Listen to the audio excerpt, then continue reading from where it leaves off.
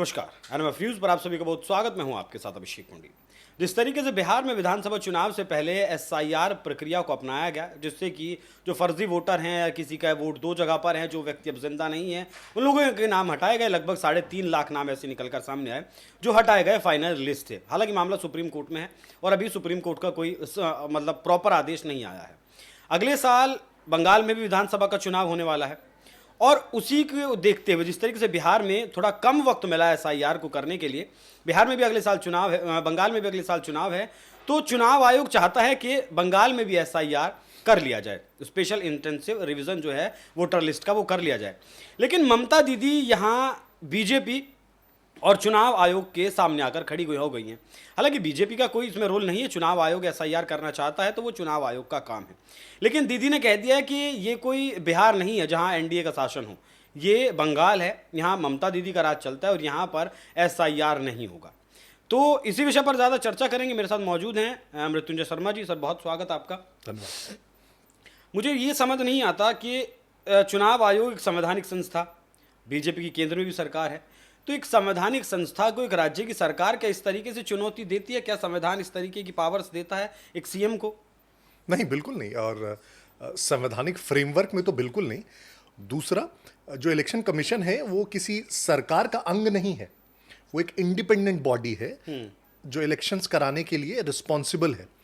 और न सिर्फ इलेक्शंस कराने के लिए, बस उस इलेक्शंस को कराने के लिए जिस जिस चीज़ की ज़रूरत हो, पूरा इलेक्टोरल रोल प्रकाशित करना, आपको और हमें जो एपिक कार्ड आता है वो एपिक कार्ड हम तक पहुंचाना, जिस दिन इलेक्शन हो रहा है उस दिन इलेक्शन ढंग से हो, बिना किसी प्रकार के हिंड्रेंस के वो करना, और फाइनली रिजल्ट प्रकाशित करें, सब इलेक्शन कमीशन का काम। ठीक है। और उसमें अगर वो चाहती है कि जो रोल है हमारे पास, जो मतदाता वोट देने जा रहे हैं, जैसे अभी बिहार में हुआ, करीब 65 लाख लोगों का नाम काटा गया। उसमें बहुत सारे लोग मृत थे, ऐसे लोग थे जो परमानेंटली मूव कर गए थे, और उसके बाद टाइम दिया गया प्रॉपर कि कोई भी ऑब्जेक्शन हो तो दाखिल आप कर सकते हैं। तो बहुत एक फॉर्मलाइज प्रोसेस है, बहुत एक अच्छा प्रोसेस है। और जितना क्लीन वोटर रोल होगा उतना अच्छा डेमोक्रेसी होगा, उतने अच्छे से वोटिंग होगी, क्योंकि सही लोग वोट डाल के सरकार चुन रहे हैं। ठीक है। शुभेंदु अधिकारी के बयान पर आते हैं। अभी उनका बयान आया, शायद परसों का उनका बयान है कि अगर बिहार में जब एसआईआर होगा तो लगभग 1 करोड़ लोगों के नाम काटे जाएंगे। उसमें से उनका ऐसा दावा है कि लगभग 60-65 लाख तो ऐसे मतदाता हैं जिनके डबल आइडेंटिटी है, डबल आधार कार्ड है। वो चुनाव आयोग को उन्होंने जानकारी दी है। कुछ लोग मर गए हैं और कुछ लोग इधर उधर शिफ्ट हो गए, तो लगभग 1 करोड़ लोग हैं। उससे पहले ममता दीदी का बयान आया था इसी को लेकर, एसआईआर को लेकर, कि एक बीजेपी बड़े नेता, दिल्ली के नाम तो उन्होंने नहीं लिया, दिल्ली के बड़े नेता के कैबिनेट में बैठकर ये तय हुआ है कि बंगाल से 1.5 करोड़ वोटरों के नाम काटे जाएंगे। तो मतलब उनका सीधा सीधा सा ये कहना है, आरोप है कि चुनाव आयोग की जो प्रक्रिया है वो बीजेपी ऑफिस में बैठकर तय होती है। हालांकि मतलब अगर ऐसा नहीं है तो फिर बीजेपी को कैसे पता 1.5 करोड़ नाम काटे जाएंगे? दो तरीके से। एक तो देखिए, सबसे पहले जो प्रोसेस है एसआईआर का, आप उस प्रोसेस का तो विरोध नहीं कर सकते। मतलब अगर मैं थियोरेटिकली कह रहा हूं कि वोटर रोल में उसी का नाम रहेगा जो देश का नागरिक है और वोट देने का अधिकार रखता है, तो इसमें तो किसी को आपत्ति नहीं होनी चाहिए। आपको उसके प्रोसेस में दिक्कत हो सकती है। आप ये कह सकते हैं कि नहीं, जो आप डॉक्यूमेंट्स मांग रहे हैं उसमें ये डॉक्यूमेंट ऐड कर दीजिए, या आप जो दावा करने का टाइम पीरियड है उसको 15 दिन से 1 महीना कर दीजिए। ये सब प्रोसेसेस में आप कह सकते हैं कि मेरा यह सुझाव है। दूसरा, संख्या इतनी कहां से पता चल रही है, कितने सारे लोग हैं वोटर, जो फर्जी वोटर हम बोल रहे हैं, वो इसलिए पता चल रही है क्योंकि सबसे पहले आप मल्टीपल इसके रीजन है। एक, आप जितने भी डिस्ट्रिक्ट्स लगे हुए हैं बांग्लादेश बॉर्डर से, मालदा देखिए, मुर्शिदाबाद देखिए, जितने डिस्ट्रिक्ट्स हैं वहां पे, उसमें जो आधार का पेनिट्रेशन है, अगर 100 लोग वहां पे हैं, वहां पे आधार कार्ड इशूड है 120। तो सबसे पहले तो यही है कि 20 आधार कार्ड एक्स्ट्रा कैसे हो सकते हैं 100 लोगों पे। देश में आप कहीं भी जाएंगे, जो आधार कार्ड का पेनिट्रेशन होता है, 100 लोग हैं तो 98 आधार कार्ड होता है, 99 होते हैं, क्योंकि 1-2 का बना ही नहीं होता है, बच्चों का मान लीजिए, किसी और का। तो 100 व्यक्तियों पे 120-125 आधार कार्ड जहां पे, तो सबसे वहीं साफ दिख रहा है ना कि 20-25 डुप्लीकेशन है। मैं उस पर भी नहीं जा रहा हूं। मान लीजिए वो तो चुनाव आयोग करेगा, उसका काम है। दूसरा, जब वो चुनाव आयोग ने हमेशा इस बात को कहा है कि हम, ऐसा नहीं है कि किसी दिन उठ के किसी का नाम हमने काट दिया। हमेशा किसी के नाम काटने के पहले उस पूरे प्रोसेस में वहां का बीएलओ इन्वॉल्व होता है। बीएलओ कौन होता है? पार्टी का एक वर्कर होता है जो उस बूथ पर रहता है। वहां का बीएलओ इन्वॉल्व होता है, वहां का डिस्ट्रिक्ट एडमिनिस्ट्रेशन इन्वॉल्व होता है। वो दावा करने के लिए समय देते हैं 15 दिन का या महीने भर का कि अच्छा ये व्यक्ति है तो लेते हो। लेकिन अगर एक साफ साफ नाम दिख रहा है व्यक्ति का, 2 बार है वहां पे, तो क्यों नहीं कटना चाहिए? मतलब ये तो फिर हम अपना पूरा जो इलेक्शन प्रोसेस है देश का, इलेक्शन कमीशन है, संविधान, हम सबको चैलेंज कर रहे हैं। ये तो फिर साफ साफ कहना है कि हाँ वहाँ घुसपैठी हो, मुझे वोट देते हैं तो उनको वोट देने दिया जाए, नहीं तो मैं चुनाव नहीं जीत पाऊंगी। जन प्रमाण पत्र और आधार कार्ड, जन प्रमाण पत्र का रेट 12,000 रुपये और आधार कार्ड का रेट 15,000 रुपये। जब मैं बिहार बंगाल के बारे में देख रहा था तो मतलब सोशल मीडिया में या कई जगह मतलब कई लोगों ने ऐसा लिखा हुआ था, आप वहीं से आते हैं, झारखंड से आप आते हैं, सीमा साझा करते हैं बंगाल से, क्या ऐसा है कि एक फर्जी आधार कार्ड का रेट 15,000 रुपये में आपका बन जाएगा और जन प्रमाण पत्र 12,000 में आपका बन जाएगा? है ना, इनफैक्ट अभी एक स्टिंग ऑपरेशन किया था, मुझे लगता है दैनिक जागरण ने, और उसमें वीडियो में साफ साफ उसने दिखाया है। देखिए, आधार हमारे यहाँ जब इनविसाज हुआ, आधार एज आइडेंटिटी कार्ड, तो कहा गया कि आधार एक यूनिक आइडेंटिफिकेशन होगा, लेकिन देश के नागरिक होने का प्रमाण नहीं होगा। क्योंकि नागरिक होने का प्रमाण हमारे यहाँ क्या है, अगर सबसे आप सॉलिड देखेंगे तो पासपोर्ट है। देखिए उसका प्रोसेस कितना कम्बरसम होता है, कितना मुश्किल होता है एक पासपोर्ट हासिल करना। आधार का एक सिंपल यूनिक आइडेंटिफिकेशन बस आपको दे देंगे, आप यहाँ रह रहे हैं तो किसी भी जगह आप उसको कोट कर पाए, आसान हो। क्योंकि अभिषेक तो 1 लाख हो सकते हैं, लेकिन एक 12 अंक का व्यक्ति, एक नंबर, वो एक ही हो सकता है। तो इसलिए आधार इशू करने का जो प्रोसेस है उसको भी बहुत सिंपल रखा गया। वहां स्टेट में ही वहां प्रज्ञा केंद्र बनेंगे, प्रज्ञा केंद्र में आधार इशू हो सकता है, कोई भी व्यक्ति कभी इशू करा सकता है। बेसिक वहां जानकारी हो जाएगी कि अच्छा यहीं पे रहता है व्यक्ति, यहीं का है, वहीं का घर का एड्रेस ले लिया, वहीं पे इशू हो गया। अब क्या होता है, जो घुसपैठ होती है, जब लोग वहां से आके यहाँ बसते हैं, तो यहाँ के भी बहुत लोग हैं जो उनको सहयोग करते हैं अलग अलग कारणों से, चाहे वो पैसे कारण हो, धर्म कारण हो, किसी भी कारण से। जब वहां पे बस गए, वो साल भर, 6 महीने, 2 साल रह गए, तो रहने का प्रमाण तो है ही उनके पास। अब वो जाके वहां पे आधार कार्ड बनवा लेते हैं। कई बार जब वो आधार कार्ड बना रहा व्यक्ति, हो सकता है पर्सनली जानता भी हो कि नहीं ये व्यक्ति तो उधर से आया, लेकिन उसे क्या फर्क पड़ता है, उसने 15,000 रुपए ले लिए। और इसलिए बार बार, इनफैक्ट आप देखा होगा सुप्रीम कोर्ट में जो केस चला वो यही चला कि सबने कहा कि आधार कार्ड को हम नागरिकता का प्रमाण पत्र मान लें।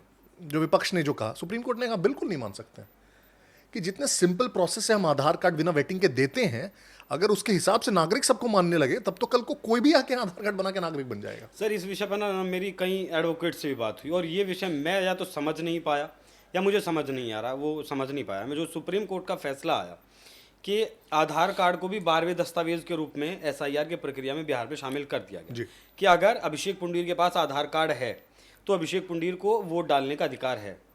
अब मैं बांग्लादेश से आ गया, मैंने 15,000 दे के अपना आधार कार्ड बनवा लिया। अब मैंने तो अपना आधार कार्ड बनवा लिया, अब मैंने अपना एसआईआर में भी अपना नाम लिखवा लिया, मैंने वोट भी डाल दिया। जब मैंने वोट भी डाल दिया तो मैं इस देश का नागरिक क्यों नहीं हूँ? नहीं, ऐसे समझिए, सबसे पहले सिर्फ आधार कार्ड एज अ डॉक्यूमेंट मैंने दे दिया तो मेरा वोटर आई कार्ड बन गया, ऐसा नहीं है। आधार कार्ड, इलेक्शन कमीशन ने क्या कहा कि कोई ऐसा आइडेंटिटी प्रोवाइड कीजिए हमें जिससे हमें पता हो कि आप अभिषेक हैं, आप इस जगह पे रहते हो, है ना। तो आधार कार्ड ये डॉक्यूमेंट हो सकता है। लेकिन इस आइडेंटिटी के बाद वहां पे कौन होता है, बीएलए होता है। बीएलए का काम क्या है, इनफैक्ट बीएलए पार्टी का होता है, बीएलओ जो होता है इलेक्शन कमीशन, बीएलओ का काम क्या है, बीएलओ का काम ही यही है। बीएलओ कहता है कि हाँ ये व्यक्ति यहीं का व्यक्ति है, यहाँ रहता है हमेशा से, और यहाँ का रेसिडेंट है, इसका एपिक कार्ड बनना चाहिए, तो उसका फॉर्म भरवाता है, फिर इलेक्शन कमीशन को देता है, तब वो बनता है। और बीएलओ जब वो फॉर्म भर के देता है तो डिस्ट्रिक्ट एडमिनिस्ट्रेशन के पास जाता है, वो डिस्ट्रिक्ट एडमिनिस्ट्रेशन उसको वेट करता है, उसके बाद वो चढ़ता है। तो वो एक स्टेप इन द प्रोसेस है। ऐसा नहीं है कि आधार कार्ड मेरा बन गया तो मेरा एपिक कार्ड ऑटोमेटिकली बन गया, बिल्कुल नहीं।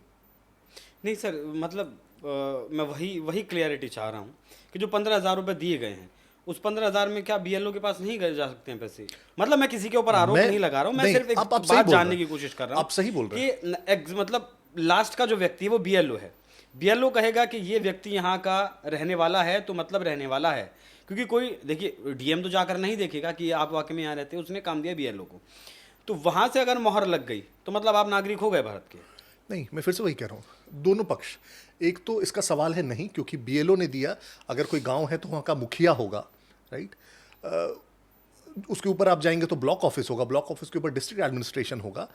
तो एक तो भाई प्रोसेस अगर आप जा रहे हैं तो नहीं, वो नागरिक नहीं होता है। लेकिन जो आपने दूसरा सवाल पूछा कि क्या वो नहीं बन सकता है एपिक कार्ड, बिल्कुल बन सकता है। मैं वही तो कह रहा हूँ, वही प्रॉब्लम है कि आधार कार्ड लोगों ने बनवा लिया, हर स्टेज पे पैसे दे दिए, बीएलओ से फॉर्म भरवा दिया, एपिक कार्ड भी जनरेट करा लिया, और एक बार नहीं मल्टीपल बार जनरेट करवा लिया। Multiple identities. ठीक है, अब इसे बंगाल में लेकर चलते हैं।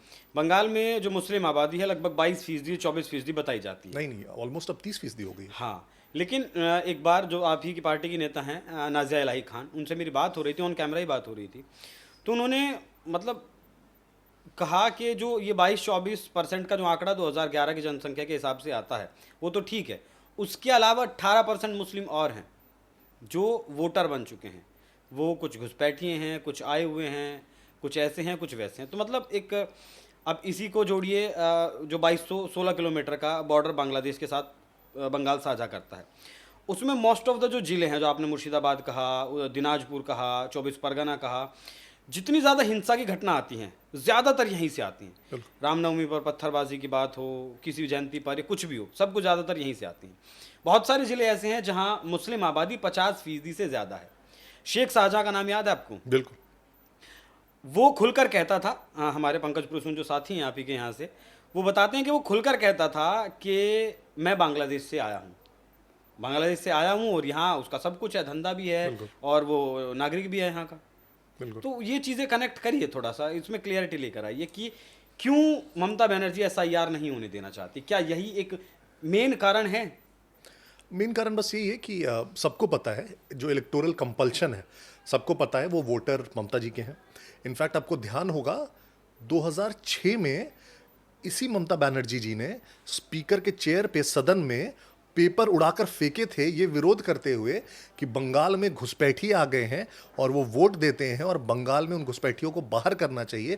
तभी कम्युनिस्टों की सरकार थी बंगाल में। उन्होंने स्पीकर के चेयर के सामने आके कागज फेंक दिए थे उनके चेहरे पे, उसका वीडियो है बकायदा इनफैक्ट इसी ममता बनर्जी का।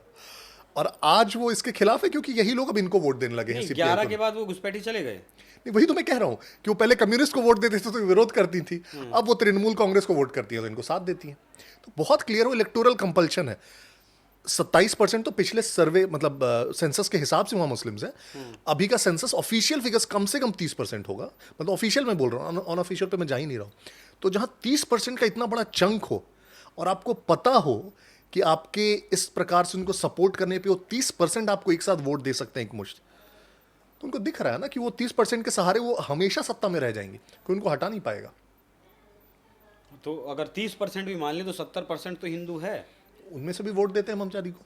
अब उनमें से भी बहुत सारे ऐसे लोग हैं जिनको समझाना मुश्किल होता है। जैसे जो मान लीजिए आज मुर्शिदाबाद में हुआ, जब तक वो मुर्शिदाबाद में नहीं हुआ तब तक वहां के भी हिंदू ऐसा क्या है कि सारे के सारे नहीं वोट देते थे, ममता दी को देते थे ना।